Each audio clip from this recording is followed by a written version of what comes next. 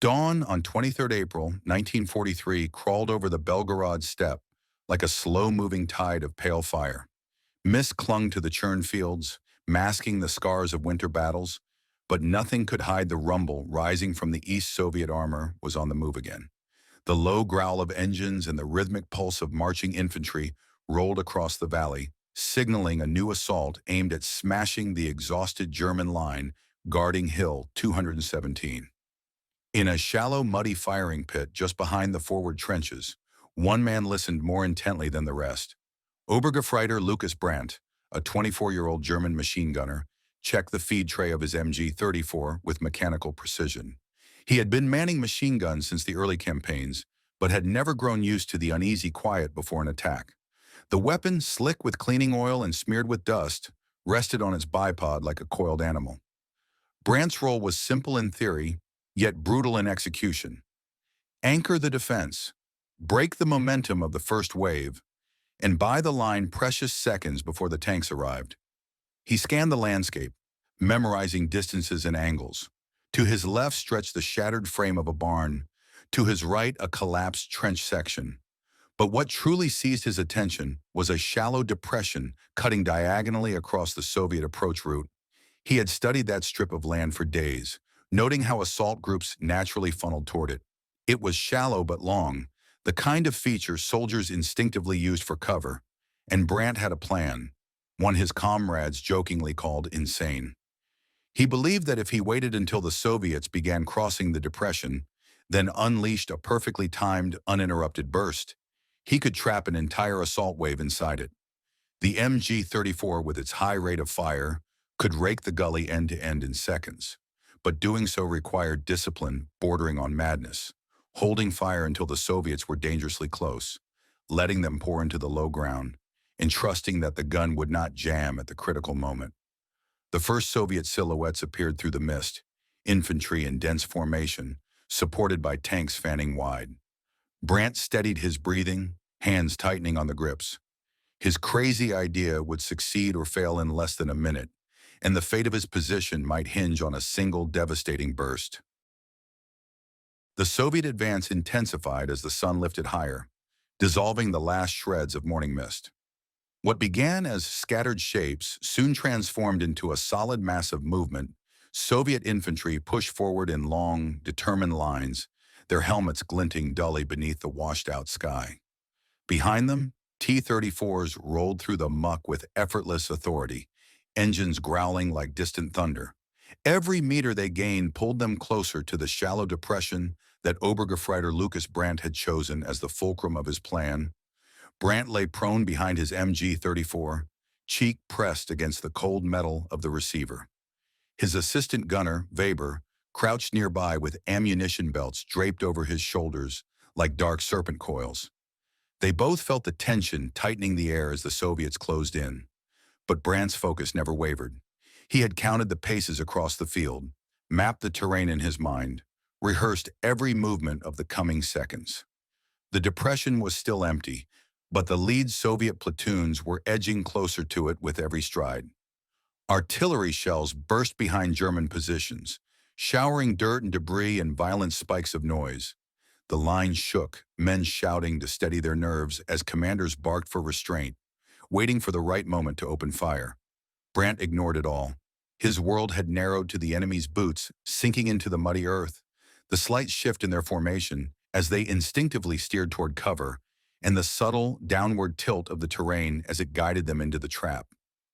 When the first Soviet soldiers dropped into the depression, they vanished from sight for an instant.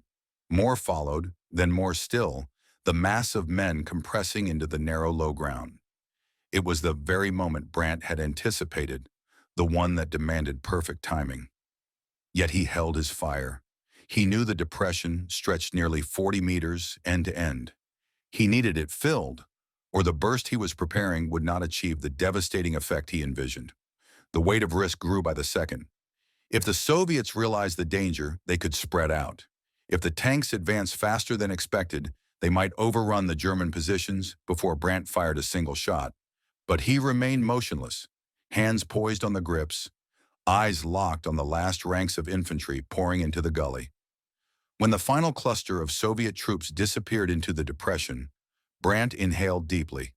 It was the breath of a man gambling not only with his own life, but with the survival of the entire flank. Everything depended on the next heartbeat, and then he pressed the trigger. The MG-34 roared to life with a sound that tore through the April air like a steel saw cutting into the earth. Its rapid-fire rhythm, nearly 1,000 rounds per minute, sent a continuous stream of tracers slicing across the depression. What Brandt had envisioned in countless tense moments now unfolded with terrifying precision. The gully, cramped and packed with advancing Soviet infantry, became a single narrow target zone that the machine gun could rake from end to end without a shift in aim. The first burst shredded the forward ranks instantly.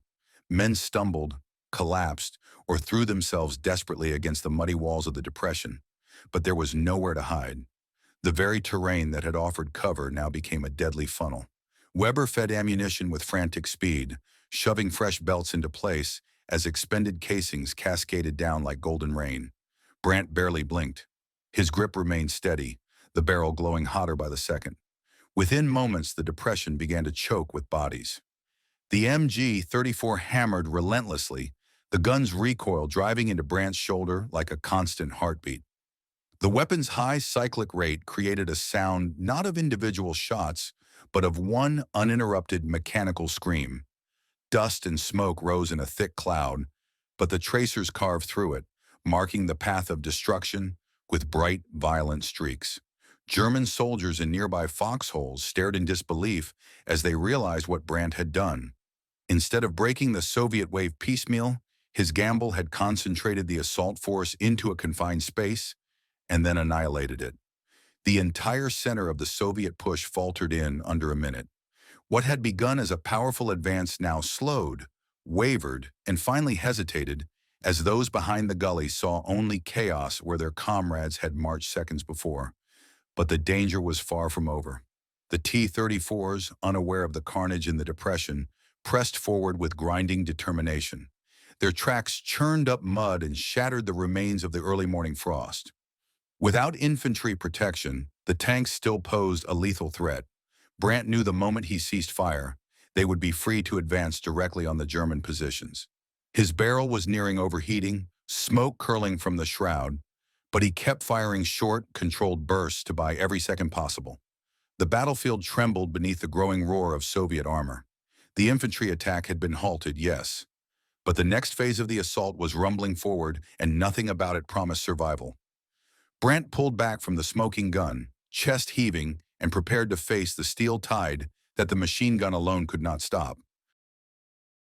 The lull that followed the collapse of the Soviet infantry wave was brief and deceptive. Smoke drifted over the depression like a ghostly veil, softening the brutal reality beneath it. But Brandt had no time to absorb the scale of what he had done. The ground itself began to tremble, vibrating through the stock of the MG-34 and into his elbows. The tanks were coming, closer now, no longer shielded by the mass of advancing infantry. The real test was beginning. The first T-34 crested a ridge in full view, its turret rotating with the slow, confident menace of a predator that saw itself unchallenged mud splash from its tracks as it descended, heading straight toward the gap Brandt's fire had created. The German anti-tank guns nearby scrambled to adjust their aim, crews shouting orders as they dragged ammunition crates into position. But the terrain and the sudden thinning of Soviet infantry made the tanks advance faster than expected. They surged toward the German line like armored phantoms, forming a spearhead aimed at the weakest point. Brandt wiped his face with a dirty sleeve, trying to clear the sting of sweat and gun smoke from his eyes. The MG-34 was nearly too hot to touch, steam rising as the barrel cooled in the open air. Weber was already preparing a spare barrel, but both men knew the machine gun was nearly useless against the thick frontal armor of a T-34. Brandt wouldn't be stopping the tanks. Not with his weapon, at least. But he could still influence the battlefield. He surveyed the terrain, analyzing how the Soviet armor was approaching. The destruction in the depression forced the tanks to veer slightly left, curving around the mass of fallen infantry.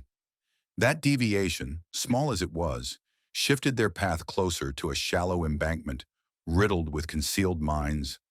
mines the Soviets did not know existed.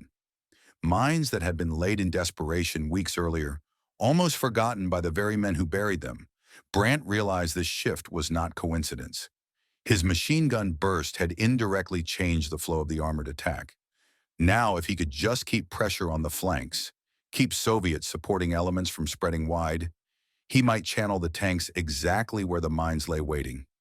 He repositioned the MG-34, forcing the tripod legs into the mud, and began scanning for Soviet machine gun teams attempting to provide cover fire. A few darted from shell holes and trenches far behind the armor, trying to re-establish an infantry screen. Brandt opened fire in quick, punishing bursts, cutting down the teams before they could stabilize their positions. Every second he bought made the Soviet tank thrust more chaotic. The lead T-34 surged forward, angling slightly as it navigated around the depression behind it. The second and third tanks followed, blind to anything except maintaining momentum.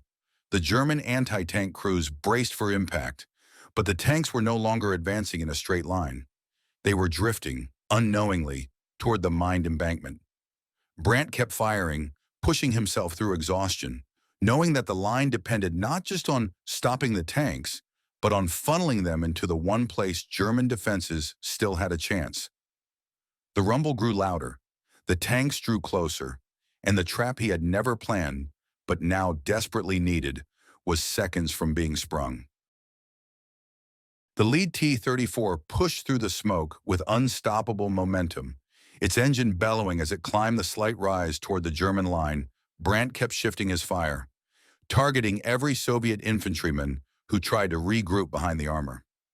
Without infantry support, the tanks were powerful but blind. The more isolated they became, the more predictable their movement grew. And now, pushed subtly off their ideal route, they drifted closer to the hidden danger buried beneath the churned soil. The first tank's tracks met the mined embankment with a deep metallic groan. For a moment, nothing happened. Then the earth convulsed in a violent eruption. A column of dirt, fire, and steel blasted upward, engulfing the tank in a roar that shook the ground. The explosion tore through the hull with brutal efficiency, flipping the turret askew and dropping the tank sideways into the mud. Shrapnel whirled outward, tearing into the second tank's glacis plate and clattering across the field like falling hail. The shock rippled instantly through the Soviet formation. The second and third tanks braked sharply, their formations breaking apart as confused drivers struggled to understand what had happened. They began veering in different directions, searching for a safer path. But the terrain channeling and the chaos of the infantry's annihilation left them little room to maneuver. The mined strip extended across the entire embankment, and panic drove the crews straight toward it. Brandt saw it all from behind his smoking machine gun. He had not destroyed the tank himself. That was the work of explosives long buried. But he understood that his earlier gamble, the crazy idea that had seemed reckless even to him, had set the entire chain in motion. By wiping out the infantry wave so suddenly, he had forced the tanks to advance blindly and aggressively, funneling them into the very danger they could not see. Another explosion shattered the air as a second tank hit a mine. The blast buckled its tracks and sent a black plume spiraling skyward. The third tank attempted to reverse, tearing massive trenches in the mud, but retreat was impossible. German anti-tank crews had regained their bearings. A sharp, thunderous crack echoed across the valley as a Pak-40 fired, slamming around directly into the retreating T-34 side armor. The tank erupted in flame, its crew scrambling desperately from the hatches before collapsing in the smoke. The valley fell into a strange, uneven silence, broken only by the crackling flames of the burning tanks and the sputter of Brandt's cooling MG-34 barrel. The Soviet push, so strong and coordinated at dawn, had been reduced to wreckage and scattered survivors. Yet Brandt felt no triumph, only a cold, vibrating tension in his limbs. He knew Soviet forces rarely attacked only once. Their first assault had failed catastrophically, but the war had taught him that there was always another wave, another plan, another push. He crawled back behind the remnants of the firing pit, checking his ammunition and scanning the horizon for the next threat. The smoke clearing over the valley revealed the grim landscape shaped by his decisions. by 40 seconds of calculated fire that had turned an entire Soviet assault into chaos, and far off in the haze, new movement began to emerge. What rose through the haze was not a renewed armored thrust, nor another mass of infantry, but something quieter, small, fast-moving groups advancing in scattered formations. These were not the raw assault troops who had charged earlier. They moved with caution, spreading out, using terrain for cover, probing instead of rushing. Brandt recognized the pattern instantly. Soviet reconnaissance units, possibly supported by sappers, were moving forward to assess the disaster that had unfolded and to find a weakness in the German defense before committing fresh forces. Brandt wiped grime from his brow and steadied his breathing. The MG-34 lay beside him, barrel changed and ready, though still warm from the earlier barrage. The battlefield had shifted from the explosive violence of the morning to a tense, suffocating quiet. This phase was more dangerous in many ways. Recon units brought discipline, experience, and coordination. Qualities that could unravel a defense far more subtly than a brute force assault. German lines were ragged from the earlier fighting. Communication wires had been severed by artillery fire. Foxholes collapsed, and many positions were held by only a handful of exhausted men. The field stank of fuel, churned earth, and the burning hulks of the destroyed tanks. Amid that chaos, the Soviets sought a path, any path, through which they could launch a renewed attack. Brandt forced himself upright, leaning over the edge of the trench to track the movement of the Soviet scouts. They advanced low, almost gliding across the ground, rifles ready, stopping often to survey the terrain. These were the soldiers who learned from mistakes, the ones who treated the battlefield like a puzzle rather than a proving ground. If left unchecked, they would map every weakness, mark every vulnerable sector, and prepare the next assault to strike exactly where the Germans could not withstand it. Brandt adjusted the MG-34, aligning it with a line of broken fence posts and a shallow ditch where he suspected the scouts would cross, but he did not fire. Not yet.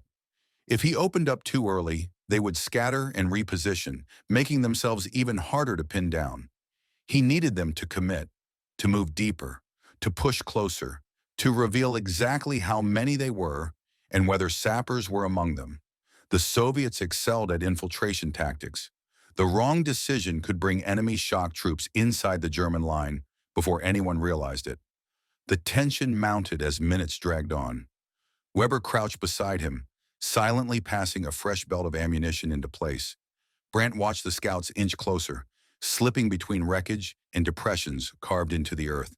At one point, 3 of them dropped behind the remains of a burned-out truck, studying the German positions through binoculars. Farther back, another group worked with painstaking care around the minefield, marking safe paths with small flags. Then Brandt noticed something that froze his breath. A squad of sappers carrying satchel charges and long poles was advancing behind the scouts. They moved like surgeons approaching a patient, methodical, precise, deadly. The Soviets had identified the importance of the sector. They meant to clear the minefield, breach the defensive line, and open the way for a second armored push. Brandt knew what that meant. He had seconds to act. He settled behind the MG-34, exhaled slowly, and waited for the exact moment when the sappers stepped into the kill zone he had chosen. The silence before he pressed the trigger felt heavier than any artillery barrage. Brandt opened fire with a precision that came not from instinct alone, but from the grim experience earned over years of constant retreat and desperate defenses. The MG-34 erupted once more, its burst slicing across the field with a cold mechanical rhythm. The first sweep caught the Soviet scouts mid-step, tearing through the narrow strip of ground where they had begun to bunch together. The element of surprise was total. Men dove for cover or fell where they stood, their careful advance collapsing in an instant. But Brandt was not aiming for the scouts alone. His true target, the sappers, had been momentarily exposed as they maneuvered closer to the minefield, burdened by their equipment and unable to move quickly. The gunfire raked their formation, scattering them before they could reach the edge of the embankment. One sapper dropped a satchel charge that tumbled down the slope. Another tried to retreat but slipped in the churned mud. The planned breach, so meticulously prepared, unraveled under the weight of a single well-placed burst. Weber fed belt after belt into the weapon, his movements sharp but trembling from exhaustion. The gunner and assistant worked in unspoken unison, each action shaped by the urgency of the moment. Brandt adjusted his aim continually, shifting from scouts to sapper teams, then to a small group attempting to flank along a series of shell craters. His gunfire forced them back, denying them the chance to mark safe paths or probe the line for weaknesses. Still, the Soviets did not retreat. Their discipline held. Even under the sudden onslaught, they regrouped behind wreckage and depressions, firing cautiously toward the German positions. A few machine gun teams attempted to set up their weapons, but Brandt suppressed them with fierce, clipped bursts. He fought not to destroy every scattered soldier, but to shatter their momentum, to prevent them from establishing the foothold that would invite reinforcements. Yet the battlefield itself seemed to turn against him. Smoke drifted thicker, blown erratically by shifting winds. The MG-34 barrel began to glow again, heat rippling off the metal in shimmering waves. Casings piled so high, they spilled over the lip of the trench, clattering beneath Brandt's elbows. His shoulders burned from the recoil, each burst hitting like a hammer. But he could not slow down if the sappers managed to regroup. If even 2 or 3 slipped forward unseen, they could dismantle enough of the minefield to open a path for tanks. Brandt fired again, forcing another sapper squad to scatter. But he saw movement farther back, larger silhouettes emerging through the haze, forming lines rather than scattered groups. These were not scouts or engineers. They were infantry platoons, reorganizing under the cover of the smaller teams, preparing to renew the push. The Soviet commander had adapted quickly. The reconnaissance mission was no longer about probing, it was about holding German attention. While fresh troops assembled for a second assault, Brandt knew he could not stop a full-scale wave alone. His crazy idea had bought the line precious time, perhaps saved them from immediate collapse. But the Soviets were far from beaten. The battlefield was shifting again, and this time, even his gun could not hold the tide by itself. He swallowed hard, lifted his weapon into a new firing arc, and prepared to face whatever came out of the smoke next. The new Soviet infantry wave emerged with grim determination, no longer advancing in the broad, confident swells of the morning assault. These soldiers moved in layered formations, measured, tempered by the carnage they had witnessed, and guided by fresh officers barking commands from behind cover. Their movements were efficient, coordinated, and relentless. They would not be funneled into a trap this time. They would grind forward through fire and smoke, forcing the German line to bleed for every meter. Brandt's position, already battered by hours of fighting, now faced the full weight of an enemy adapting in real time. The MG-34 chattered in short, punishing bursts as he targeted advancing clusters. But the Soviets absorbed the losses with grim tenacity. Every time he halted one group, another pushed in behind it. His weapon was still lethal, but the balance of the battlefield was shifting, and he could feel it with every recoil-driven jolt that bruised his shoulder. German positions along the ridge erupted in scattered gunfire. Mauser rifles cracked from foxholes, MP-40 bursts stitched across the field, and a mortar team somewhere behind Brandt launched shells in desperate arcs that landed unevenly among the advancing Soviet lines. But these defenses, worn thin by attrition, lacked the force to stop a determined second assault. The Soviets pressed closer, using every crater, ridge, and scorched vehicle as stepping stones. Brandt focused on the most dangerous element. Soviet light machine gun teams, moving with unsettling precision. They crawled forward under covering fire, dragging their DP-27s into positions where they could pin down the German Line 1 team set up behind the twisted hull of a burned supply truck, their barrel glinting as they angled it toward the ridge. Brandt fired into the wreckage, saw the silhouettes drop, but another team took their place almost instantly. The battlefield thickened with smoke until the world became a shifting labyrinth of silhouettes and echoes. Brandt's vision blurred from sweat and powder residue. His right arm trembled, not from fear, but from the raw exhaustion of continuous firing. Weber shouted something. Brandt could not hear the words over the machine gun's roar, but he saw the assistant gunner dragging up another ammunition box, face pale and strained. Then Brandt noticed an unsettling change. The Soviets were no longer advancing across the open field as a single wave. They were dividing, splitting into 2 forks, moving wide along both flanks. It was a maneuver designed to stretch the German line thin, to find the points exhausted by earlier fighting, to slip through and collapse the defense from the sides. If even one flank gave way, Brandt's position would be caught in a tightening vice. He shifted the MG-34 again, trying to suppress the left fork as it maneuvered between debris, but the angle was poor and the cover too dense. He switched to the right, firing at troops sliding along a trench line abandoned earlier in the day. He hit several, but he could not stop them all. The Soviets were pressing from too many directions, using the chaos Brandt himself had created as concealment. A shell detonated behind him, showering the trench with earth and shaking the MG-34. Brandt coughed, blinking dust from his eyes. The Soviet infantry were now fully committed. Their determination was unmistakable. They intended to overwhelm the ridge before German reinforcements could arrive, or before the defenders collapsed from exhaustion. Brandt steadied the MG-34, ignoring the ache in his arms, and prepared to face the closing jaws of the Soviet attack.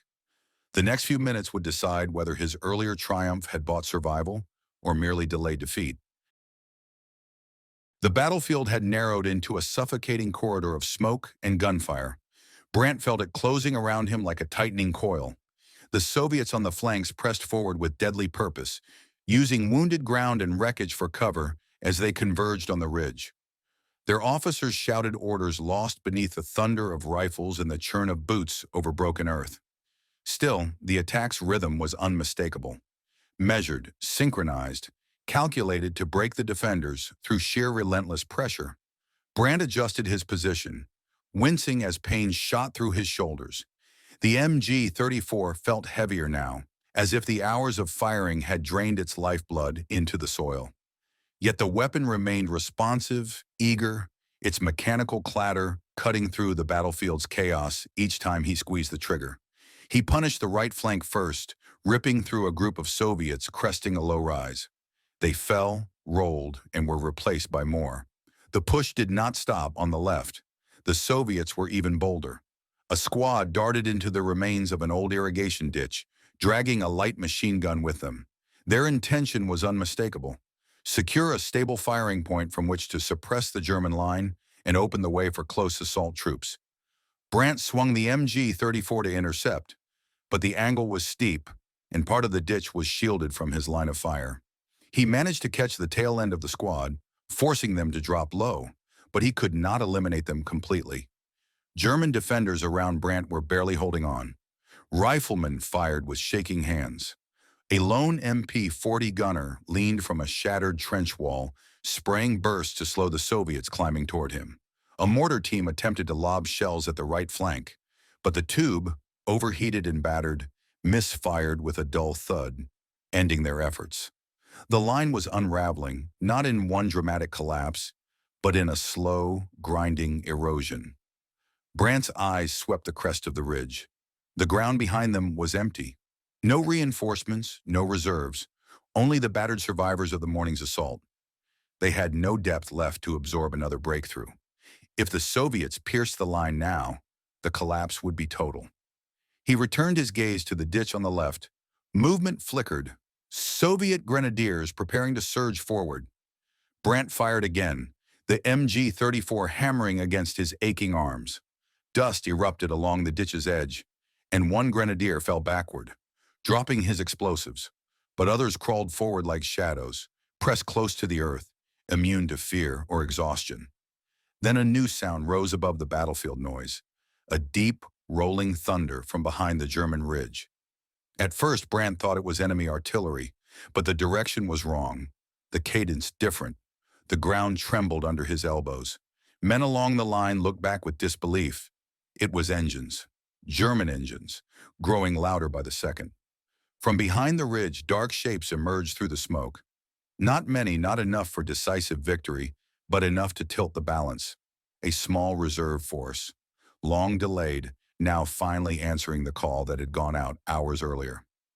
Brandt felt something he had not felt all day, a spark of possibility.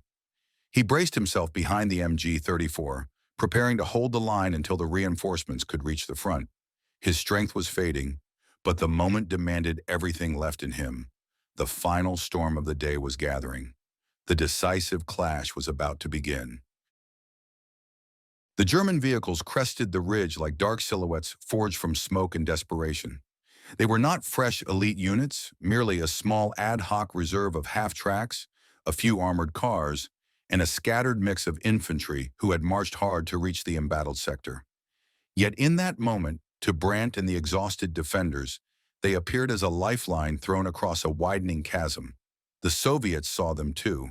Their advance faltered, not halted, but hesitated, the way a predator tenses when something unexpected enters the hunt.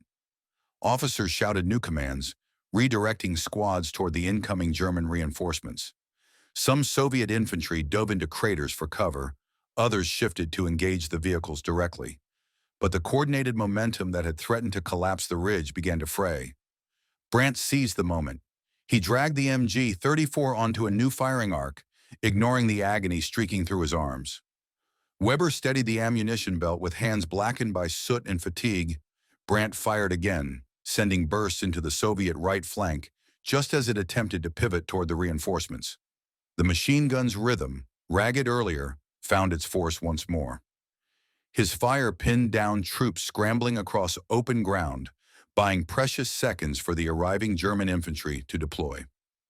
The half-tracks slid to a halt behind the line, their rear doors slamming open as grenadiers dismounted and sprinted toward forward positions. An armored car swung its turret toward the left flank and unleashed a burst from its 20-millimeter cannon, ripping through the irrigation ditch where Soviet grenadiers had been preparing their strike. The ditch erupted in a violent spray of dirt and flame. The Soviets there, already battered, broke and retreated downslope. On the right, a handful of German riflemen joined Brandt's fire, their shots stitching across the attackers who had crept dangerously close earlier. The renewed defense hit the Soviets with unexpected force. For the first time since the morning, the advance began to crack. Not a rout, but a grudging, reluctant pullback born from the realization that they had walked into a sector where the defenders refused to collapse. Brandt continued firing until the MG-34's barrel dimmed and the ammunition box ran dry.